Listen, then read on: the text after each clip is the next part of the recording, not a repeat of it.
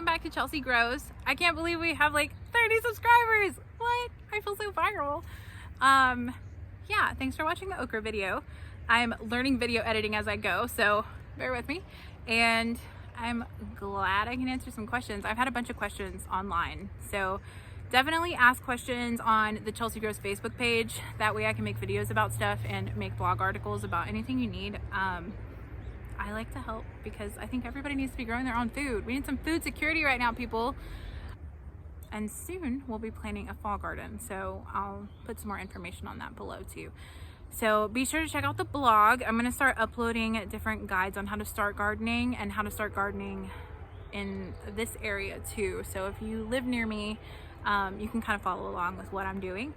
And yeah, maybe we can get you started growing something because it's amazing and the food is so good. I like to eat food, so grow your own food. Anyway, let's start our garden tour. So one of the gardeners that I watch on YouTube, Jess from Roots and Refuge Farm, she made a post a few days ago, was talking about how at this time, this is when the garden goes wild. And it's totally a thing. So as we start looking around, you're gonna kind of see some things starting to die back and some things we've already ripped out, and that's okay. I actually posted about this on the blog the other day. At this time during the summer, things start to die off, and that's perfectly okay. I felt really bad about it last year. I kind of felt like I was failing at gardening, but I didn't really realize that when it gets this hot outside, and we're reaching in like the mid 90s every day this week, and it's probably only going to get worse as we get through August here outside of Atlanta, but things start to die back, and that's perfectly okay. And it's definitely not your fault, okay? It's just the heat. Some plants just aren't equipped to deal with the heat, and so some of the things that you see as we go through the garden, you're gonna kind of tell that they're starting to come to an end. This is also the peak point of pest pressure, so most of the pests that we're gonna look at today, this is their time. When it's time to replant in August, those pests kind of already lived out their life cycle, and we won't have as many problems with them. So we're going to do a whole nother round of like squash and beans and peas as things start to get cooler here in the south. This was our first plot. We started with one. You're allowed to have two, but this is 66. This is the outside. We do have fencing out here to keep the rabbits out. We're going to replace this soon with some metal fencing, because if you're doing this type of fencing, if you weed eat at the bottom, you're going to rip this type of fence. So we're going to be doing a metal fence so that we can weed eat this area. I have a purple mailbox that I keep my tools in, and so when you walk in, we've got a nice little pathway. We have a table and chairs. This is where my herbs and perennials kind of live. This is my glorious rosemary plant that is always glorious. I have a tomatillo stuffed in here, and she's actually producing some, which is good. I was worried because this one is planted so far away from the other one that we wouldn't get any tomatillos, but it's working. If you planted a tomatillo, great for salsa, great for enchilada sauce, but you need 2 plants for it to pollinate, so make sure you plant at least 2. So this is one. It's also planted near all of my oregano, which has bolted at this point, and bolting just means that there are flowers on it, so it's not going to taste too great right now, and I'll just let it go and I'll harvest again in the fall. And there's a weed. Even I have weeds, guys. So my Shasta daisies, they've already come and gone once. I cut all the dead blossoms off and deadheaded, and I'm getting a little bit of comeback now, which is really great. We have some thyme in the corner, a Cosmo that's kind of lived out its life cycle, although it has a few new buds on it. Hey buddy, how's it going? You get a flower again? I should probably deadhead this guy too. My chamomile's kind of come and gone. It peaked during a week where we had rain like every day, and I didn't have time to actually harvest as much, but I only harvested a pint jar of chamomile flowers, but that's okay. That'll last me throughout the whole year because it's just tea for me. This is a rue plant. If anybody knows what to do with rue, let me know. I just thought it was cool looking, so it's just hanging out in here. I should probably Google what to do with this. This beast is lemon balm. So if you rub the leaves of some herbs like this and you smell them, you can kind of smell what they are. And this is in the mint family. Anything in the mint family is incredibly vigorous, and it's a bully. It takes over everything. So don't plant your mint, your lemon balm, catnip, anything in that kind of mint family. Don't plant it in your garden beds. I wouldn't. I wish I hadn't planted this lemon balm in there, but I do eat it a lot, and our guinea pigs actually eat a ton of it. So yeah, and I give it to friends with chickens.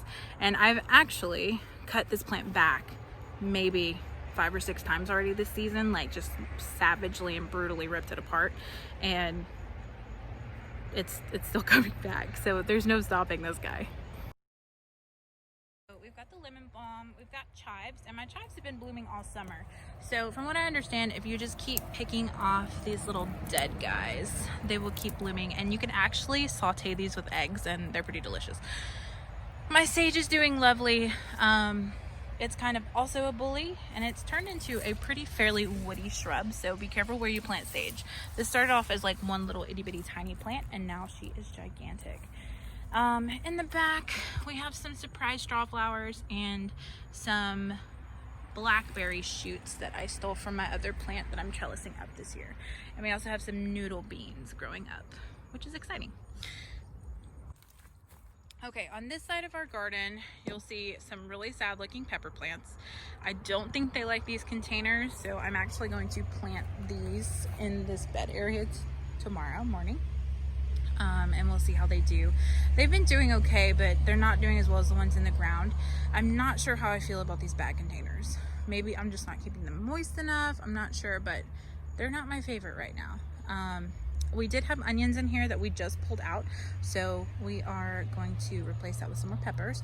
And then you will see the massive strawberry patch. So if I could do this over again, I would have planted my strawberries in rows. This started as 5 plants last year. 5. Now it did produce maybe 6 or 7 gallon sized bags of strawberries this year, so they were really, really prolific. But as you can tell, they have spread and gone everywhere. Strawberries can be like weeds, so be careful. If you look here, you can see the runners kind of escaping our bed right now. These are what they call daughter plants. So this right here will produce a root and will root and make a new strawberry plant. So there are tons of them out here. And basically what happened is those 5 plants spread and made a million more. So this fall, once they become dormant again, we're going to come in, kind of take out the older plants, and then try to separate the daughters from the mother plants. And we'll see how that goes. I'm sure I'll film it. This is a Cosmo bush. It was just one little seed, which is crazy because it's gotten huge and it just keeps flowering. I have been deadheading, so that means just cutting off any of the old flowers. And I actually savagely pruned this guy last week, and it's got a bunch of brand new blooms on it and a bunch of old ones, so those need to come off too. We had broccoli in this bed. That's been ripped out. We have a ground cherry and some more flowers over here, but nothing too substantial. This was a delphinium. And you will also notice the random things I use to hold up plants. We had a giant zucchini plant here, but he actually started to die off during the really, really rainy week that we had. So if we come past my table, I keep empty pots out here. Some of my pansies kind of died, so I'm gonna put those back soon once the heat comes out. We have another blueberry plant, and this is Tomato Alley. These are cattle panels. You can get them at Tractor Supply or maybe your local nursery. I like them to trellis tomatoes, but this year we are also starting and experimenting with the Florida weave, which is something I'll show you in a little bit. And it actually, I kind of like the Florida weave better for me. But it could also be that because of my gardening space, I can't really get behind this. So, you know, we have different varieties of tomatoes. We have some Juliets, some Sweet 100 cherries. These are Amish pasters, which have not quite turned yet, although there are some big old fruit starting over here. Let's see. These are some more Juliets. This is a tangle of tomatillos. I did not realize that this plant was going to get this big, but it's gigantic and it's just getting taller. More Juliets. And this tangly mess is going to be dealt with tomorrow morning, actually. Cherry tomatoes tend to get pretty bushy, and that's what this guy is doing. With all the rain we've had lately, I just haven't had a chance to prune as much as I usually do when you're pruning a tomato. you want to look in the elbow of the plants. Okay, so if I'm looking at this guy, this is a stem. This is the main lead stem. Okay, and if you notice these little guys, these are called suckers. All right, so with suckers, usually to prune your tomato, you kind of want to pop those off. What happens is this is how the plant actually bushes itself out. So you rip those out to make sure that you have a lead. So if you look at this plant, you can see this sucker has exploded and they go so fast. We got a bunch of rain the last couple of days and this has become a tangled mess in 2 days. So it requires constant keeping, especially if you're gonna plant your plants as close together as I plant mine, just because we're in such a limited space. More straw flowers. I was looking at a post on a group I'm in yesterday, and it was talking about how they were having troubles with tomato pollination. If you want to have pollinators get to your tomatoes, let me tell you, plant some flowers, any flowers, all the flowers. These straw flowers are working great. Sunflowers are amazing. So any kind of flowers, they make your garden so much happier. But they also lead all the pollinators into this area and help you get into all of this. And then we've got some tomatoes that are reddening. I'm gonna go ahead and harvest these guys. They're ready to go. So I pick mine when they still have some yellow left on them. There you go, guys. They'll ripen fully at the house, but I want to make sure that they don't split from too much rain, and we're supposed to get a lot more rain tomorrow, so I'm going to go ahead and pick those. And then it looks like we also have some cherries. Yum, yum, yum. Oh no, I almost lost it. I got it. Oh no, there's more in here. This is terrifying. And see, anything that's turning mostly orange, I go ahead and pick for the day. So I'm gonna go ahead and pick these guys. I've also got some marigolds down here. Marigolds are amazing companion plants. We don't like the smell, the bugs don't like the smell. So I usually try to plant these next to my more sensitive crops like tomatoes. Tomatoes are generally very sensitive, and I'll make a different post about that because it's a whole nother thing. But marigolds are great companion plants, but mine, y'all, this is a marigold bush. This is not a marigold plant anymore, it's a bush. So be careful. I'm gonna have to trim this guy back. It's massive, and this happened to me last year too. I just gotta let them go because I think they're pretty too. This is a dill plant. I haven't seen what I planted these for. Okay, let me back up. Let me give you some backstory. Tomato hornworms are the worst. I haven't seen any. If I find any, I'll show you. They're like these green monster worm things that devour your tomato plants. You don't want them in your garden. So last year, I not intentionally planted dill next to my tomatoes. And what I found was that all of the hornworms made it to these first and took out my dill plant as like a sacrificial offering. And then I was able to pick them off and then never made it to my tomatoes. So this year I planted dill next to my tomatoes, hoping that that would be the same thing again. But I actually haven't seen any. So maybe that's a good thing. Maybe I took care of them last year.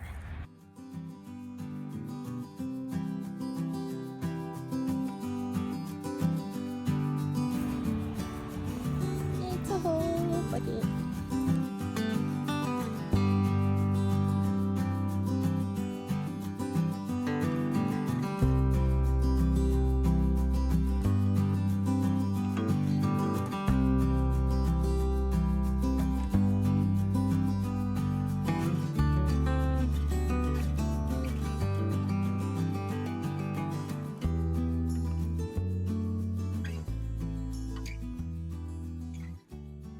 Okay, on this side of the garden, we have just ripped out a bunch of beans.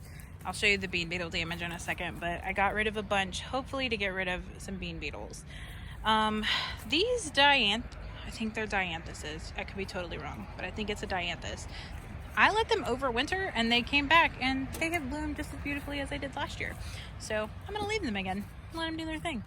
We have another thyme plant. I planted this last year and I just kind of have let it go and let it do what it wants. So we'll see. This is one solitary sad bean plant. If you can notice how the leaves are very shredded, That's from the Mexican bean beetle. We struggle with that out here at the community garden. It's an invasive species, so that means it's not native. There's one bug. It doesn't have any natural predators, so it kind of just takes over the entire world and kills all of your bean plants. It's the first zinnia. I didn't think these would actually bloom, but hey, here you are. How's it going? Aren't you lovely? And then we have a cucumber taking over the world. They tend to do that. I just let them because I love cucumbers. This is a pickling variety, so I pick these cucumbers when they are about this big. Ta-da! Because they're nice and crisp this time. A friend of mine actually asked me about cucumbers a few days ago, and you can harvest cucumbers at any stage. This is a pickling variety, so they hold up really well to canning, which means they don't get kind of mushy when you can them. So I use these to make dill pickles. They do offer slicer varieties. There are slicer varieties of cucumbers that you can slice up and put in salads. They don't hold up as well to canning as these guys do. So I usually harvest these about this size. I even go smaller so that I can pickle some of those like little tiny baby pickles. So I pick them then. If some of them get away from me, I'll use them as a slicer. But cucumbers are happy at any stage. So whatever you feel like eating, that's when you pick the cucumber. There's no ready, set, go. If they do start to get yellow, that means it's kind of a mature cucumber. It has grown up, lived its best life, taken a lot of water, and gotten as big as it possibly could. If you see a yellow cucumber, I wouldn't eat it. I think you can eat it, but I wouldn't eat it because it gets kind of bitter and not as delicious as one of these guys. So, but harvest cucumbers at any time. So we have some Swiss chard that's still hanging on. I've been feeding this to our guinea pigs lately and giving it to friends who love salad. So I've got some of this. This is called Rosie basil. Logan's grandmother was named Rosie, so we planted this for her. We have some regular sweet Genovese basil.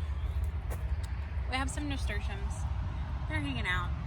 Apparently you can eat them. I haven't really eaten much of them because they're so small, but I might put them in a salad in a few days. We have some dark opal basil that's hiding under the cucumber. This was lime basil. I was really excited about the lime basil, but the lime basil bolted almost immediately.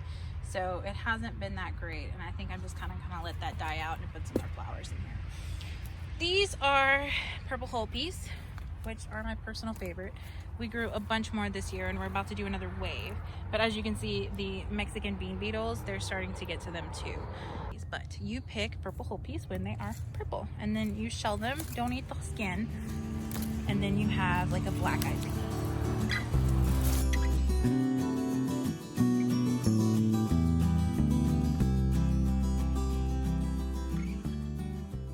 This is about the time of year too where cucumbers really start to struggle. So they start succumbing to pest damage. You're going to start to see yellowing leaves. Usually this happens on the older leaf, so that's not too much to worry about. You do want to make sure that you're looking under the leaves and making sure you don't have any bug eggs anywhere. If you see some, squish them, because they could be cucumber beetles and that's never any good. But they will start to struggle around this time of year. So if your cucumber plant looks like it's on the verge of death, that's totally normal. It's probably best to go ahead and rip that out, give your soil a little bit of time to rest, and then plant again pretty soon in August when it starts to cool off. Cucumbers don't like the heat that much.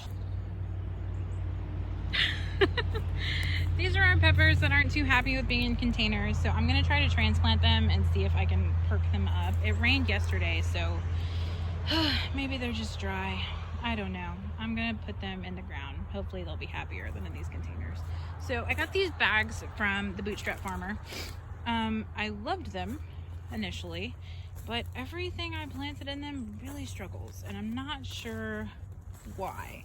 I know they've been watered, life has been good for them, but I don't know. They just don't like it. So maybe I planted the wrong varieties in here.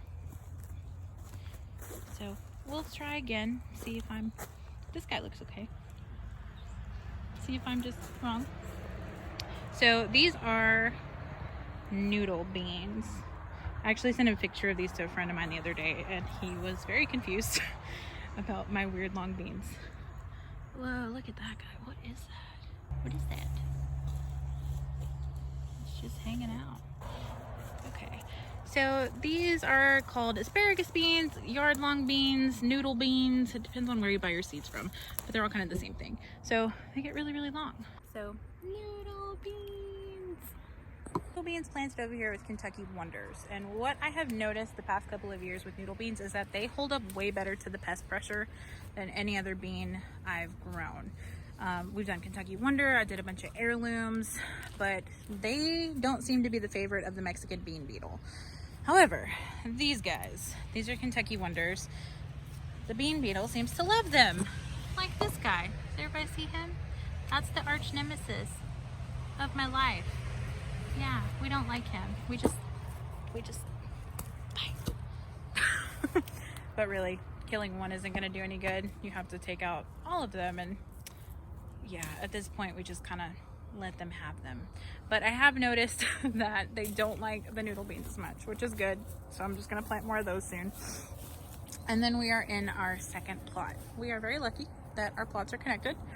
This is our grow bag alley. We get this little bit of extra space. And then over here is our second plot. This is our mint bush. A lot of people have asked me about herbs lately. If you get a mint plant, I'm going to say it again, just like lemon balm, put it in a pot. This was actually inside of our plot about right here last year. And I pulled it all out and I thought I got it all. Lo and behold, now we have a bush. So I'm just kind of letting it go because I like mint. So we'll just have a bush on the outside. We've got more tomatoes, basil, herbs, and peppers over here. These are, I think these are some Better Boys that someone gave me. We have San Marzanos, I think, and then we have parsley. So we have these buckets. There's about 6 of them floating around. We tried to grow our potatoes in these buckets this year because voles are such a problem at the garden. And if you don't have voles, voles are a weird mouse mole combo hybrid thing. And they dig underground and they eat your vegetables, particularly the roots of your vegetables. I had a couple of lettuce plants. I just like pulled the lettuce out and there were no roots because one day they were beautiful and lovely and I was harvesting salads, and then the next day they were just dead. That's a vole. So they burrow under the ground. They eat everything. They're notorious for getting our potatoes around here.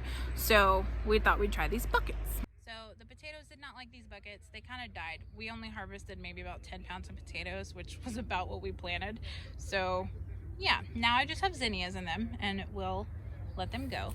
And this is what we call a Florida weave. So I have these 2x2s that are stuck into the ground, a la my husband. So we put these 2x2s in the ground and then we tie up string and vine our tomatoes over here. I'm not gonna lie, these have been a little neglected and I need to come out and work with them.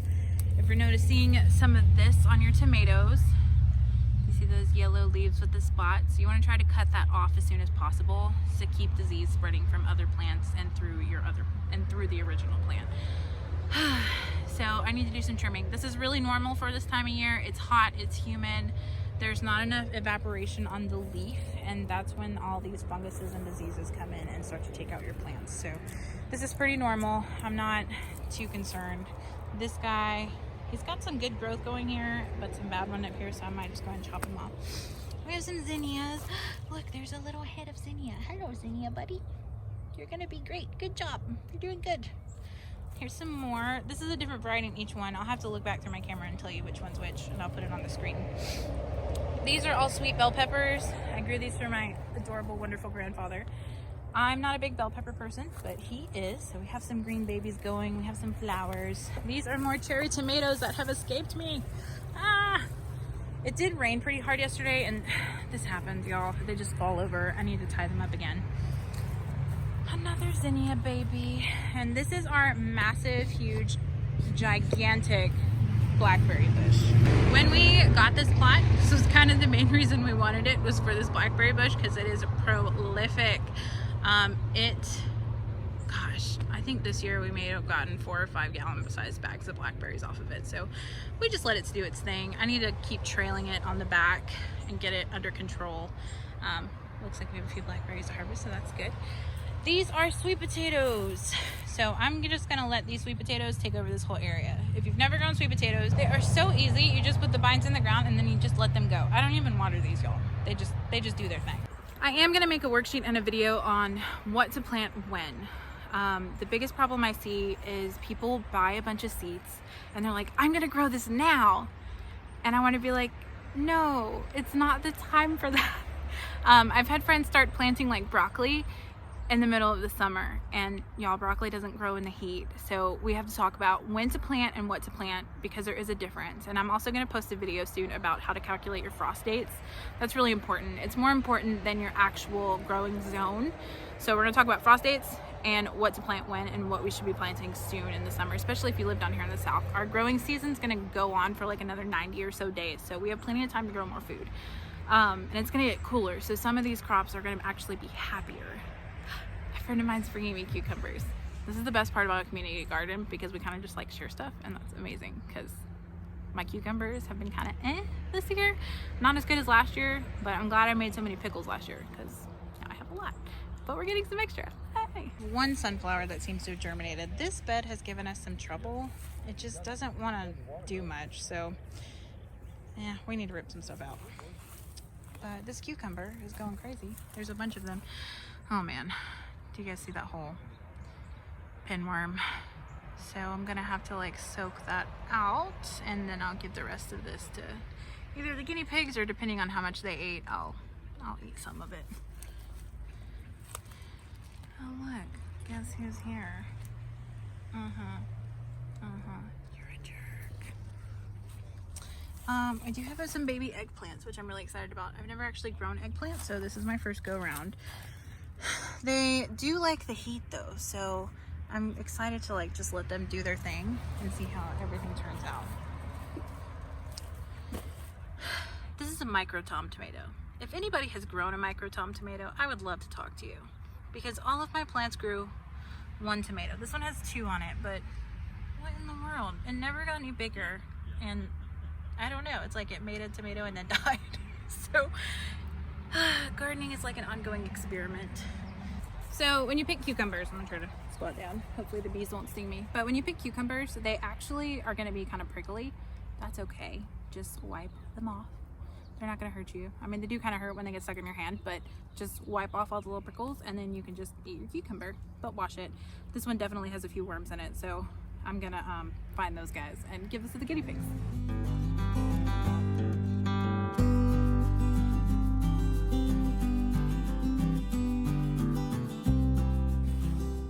I figured I'd show you this. See that? Those are bug eggs. Best to squish those. Oh, it looks like I missed a green bean plant over here. Look at all those green beans. Holy moly. Okay, I'm gonna go and rip this guy out. Ooh. Ooh. Do you see that? Gross. Welcome to organic gardening. Some of these are great. Some of these are like, eh. That has a big ol' something on it. What is that? Do you guys see that? Ew. But it's having a good old time. Yeah, I don't like bugs, but it's part of gardening. I just try not to hang out with them too much. This is our Dominion, our two plots that are put together. So that's everything we have growing here, and then I will show you the plot we managed for a friend of mine. Okay, so this is the okra patch that we're helping the food bank run, and this is the patch that I was in the other day filming. So yay, the third plot, which we help a friend of mine handle. And in this plot, really, we have around 40 tomato plants ish. This whole row here is Juliet tomatoes, which I read were incredibly prolific and stand up pretty well against disease. And so far, to be honest, they are the healthiest looking tomatoes I have. They make these little small saladette tomatoes. They're kind of like tiny Romas, but there's so many of them. They're very prolific, so I'm not upset at them. We also have all the sunflowers I planted. This is how you get pollinators to your garden, people. It's kind of late, so the pollinators are pretty much in bed right now. But look at this guy. Hi. A few more have bloomed since I was out here the other day because of all the rain, I think. But yeah, and they're officially taller than me. Look, hi. I love when they get gigantic. It's like the best thing ever. It's like they're huge. I'm 5'5", so this is probably about 5'10". So they're not taller than Logan yet, but we'll get there. Okay, so on the left, this entire row is beefsteak tomatoes. So these are gonna be like big, huge slicer tomato sandwich tomatoes. I'm not a tomato sandwich person because I don't like mayonnaise. I'm sure I'm gonna get hit by that, but I don't do mayonnaise, so I don't eat them, but I do like them chopped up in salads. And some of these guys, look how big they are. They're gigantic. If you're struggling with weeds, I cannot recommend this black stuff enough. This is landscaping fabric. I got it on Amazon. I'll link it below, but it's been so nice not having to pull any weeds underneath the tomatoes this year. And I can do an example on how I did that, but it's great. If you are a new gardener, this is pine straw. You can also use leaves, but this is called mulch. Mulch saves your life. There's actually nothing worse than trying to weed your garden in the middle of the summer. So mulch your garden. So mulch does a few things. The first thing mulch does is it keeps moisture in your soil. So you want to put it around your plants.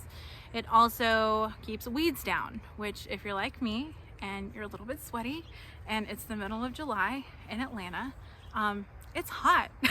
And it's 100% humidity all the time. So you don't want to be out here weeding away in the middle of the summer. It's hot. You just want to get your harvest and go. I feel that. So you want to cover your soil, okay? This will help keep the weed pressure down. Weeds also steal nutrients from your plants, so you don't want that in your life. So mulch, you can use shredded up leaves. That's actually the best one, I think. I've had the most success keeping weeds down with shredded up leaves, and we live in an apartment, so they're really hard for me to come by, but one day I will have my unlimited supply of leaves and I will shred them up and put them around all of my plants. It also decomposes really nicely and adds a organic nitrogen source to your soil. So you're basically adding fertilizer to your soil by adding those scrunched up leaves to cover your soil. And you could also use pine straw. We use pine straw because it's cheap and it's readily available here in Georgia. We have so many pine trees in our lives, so there's a lot of pine straw. So we use pine straw. It does make your soil a little bit acidic, so do get a soil test. Probably, I've only gotten a soil test once in the past 2 years, and I feel okay about my soil. If you notice like things just aren't growing well, and no matter what you do, sometimes it's like the composition of your soil and you need a soil test, and I can talk about that later. But back to the tomatoes. Tomatoes. Once you have a garden tomato, you don't want a store-bought tomato. Once you have a garden tomato, you don't want a store-bought tomato. So we are growing I think we're more like, we have 60-ish tomato plants right now. So we're trying to can and freeze enough tomatoes to last us the entire year. So that is salsa, and I'm a prolific salsa eater, so lots of salsa. We want to make sure that we have rotel, because I use that a lot in my cooking, diced tomatoes, and tomato sauce to last me the whole year. From the diced tomatoes and the tomato sauce, I make spaghetti sauce, which I might share that recipe because it is my great-grandmother's Sicilian, she would prefer that, Sicilian tomato sauce recipe. It's divine. I'm gonna freeze a bunch of that and can it and give it away to people. I realize that I grow a lot of food, but I also give a lot away because it's just so good. Like, I wish I could just like put this, oh, it's green, don't eat this. I wish I could just put my tomato into this, like, here, eat this, it's delicious. I love gardening. Okay, back to the tour. Okay, so that's the third plot that we're sharing with a friend. She is pregnant right now, and she's getting into her third trimester, so she doesn't want to garden in the middle of the July heat in Atlanta. So yeah, we're doing it for her, and we're sharing the harvest. So we're going to be getting a lot of sweet potatoes, a lot of watermelon, and a ton of tomatoes out of this plot, and hopefully we won't have to buy any tomatoes this year. I actually had to buy my first jar of spaghetti sauce since last year, about a week and a half ago, because I really wanted spaghetti, but we were out of tomatoes, and y'all, it was just depressing. It was depressing because garden tomatoes are the best tomatoes. You will love them. And there's my husband. Wave. He's being very patient while we garden today. It's our 2-year anniversary tomorrow. Yay!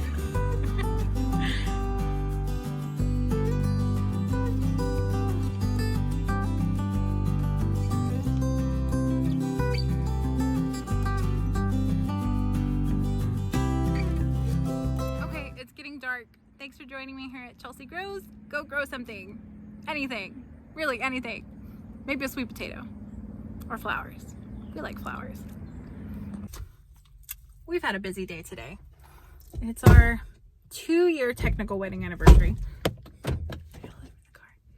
And we have... My brain is blanking. What are the things we've done today? What did we do today? We went to J. Moore Farms. We did, and we picked flowers. Those beautiful flowers back there. We got some local produce, a lot of cucumbers, so that I can pickle them. Then we went and got some local wheat and flour. We did. We went and got local grits. flour and grits. There's one actual food mill in Georgia, and it's in Helen. So we drove up there and we got whole wheat flour, some cornmeal, we got some grits and gravy mix, and that's exciting. And then we went antiquing, which is like my favorite thing to do ever. It's not Logan's favorite thing to do ever, but he was a champion. Good job. So yeah, and now we're sweaty and we're going